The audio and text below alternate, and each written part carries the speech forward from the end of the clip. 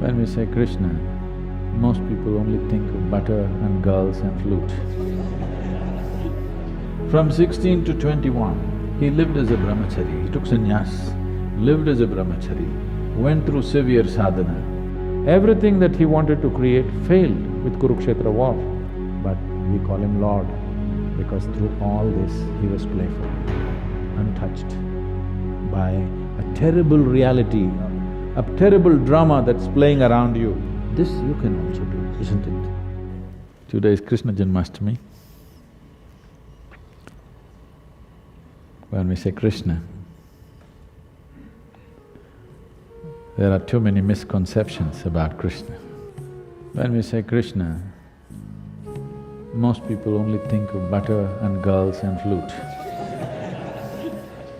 Yes? But we must understand that his butter business was all till he was 6 years of age or 8 years of age. So all this girl business only till he was 16 years of age. At the age of 16, when his guru Sandipani made him realize what is the purpose of his life, first of all he left Vrindavan, never again came back. Never again came back to see any of his relatives or the girls or boys of his area. That was the end of it. At 16, he left. When he was leaving, today if we say Krishna, we say Radhe Krishna. Radhe comes ahead of Krishna because their love, their intimacy, their romance caught the imagination of a whole culture in the entire subcontinent in such a way that we don't say Krishna Radhe, we say Radhe Krishna. But at the age of 16, he saw her for the last time and never again saw her. And at the age of 16, when he was leaving, he said, I played this flute for you.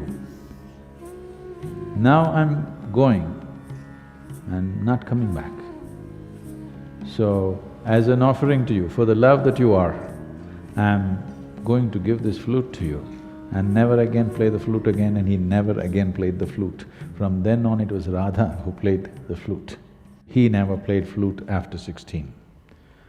From 16 to 21, he lived as a brahmachari, he took sannyas, lived as a brahmachari, went through severe sadhana.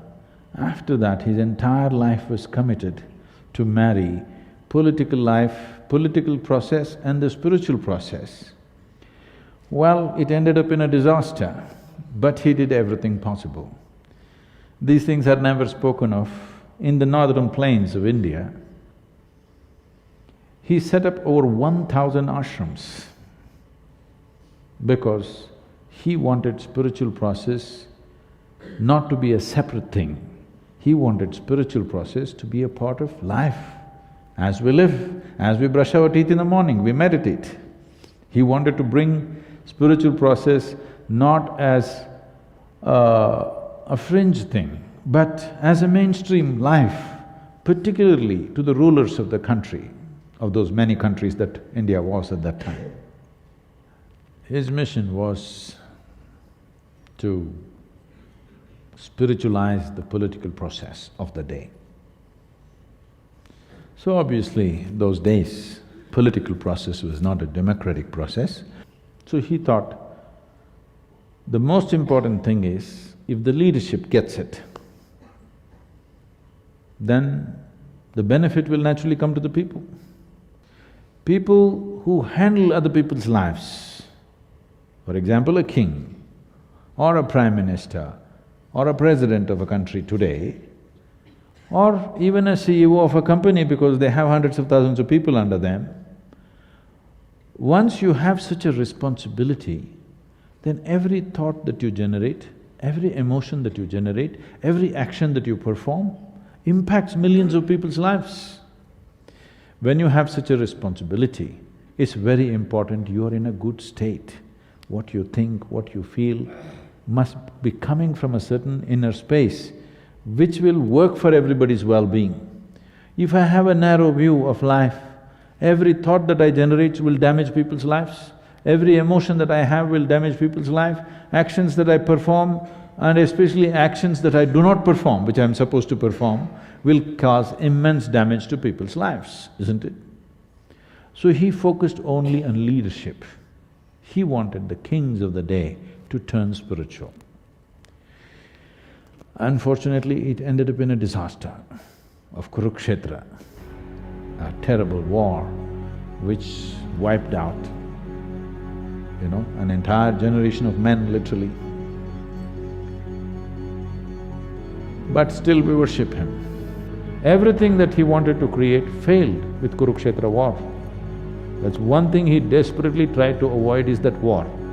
But the most terrible war happened, and even his own clan all fought among themselves and killed themselves.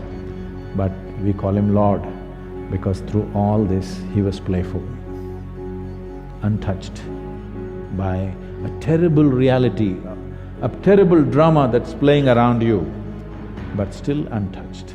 So this we are saying, Lord. This you can also do, isn't it? Whether you are going to become the biggest success in the world or not is subject to many realities. But are you a successful human being? That means, are you able to conduct your life consciously, or if life pokes you, will you become an animal? This is the question. This one question, if you successfully handle, you also, we will call you Lord. Yes?